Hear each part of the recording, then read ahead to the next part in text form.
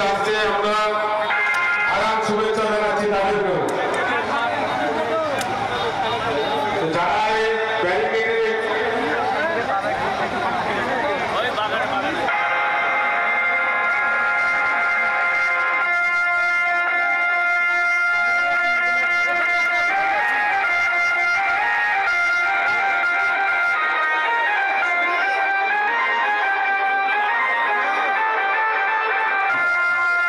ইতিমধ্যে বগুড়পাড়া থেকে নাজমুল, জাকির ভাই, রফি, পুতুল এদের নেতৃত্ব মিছিল এসছে।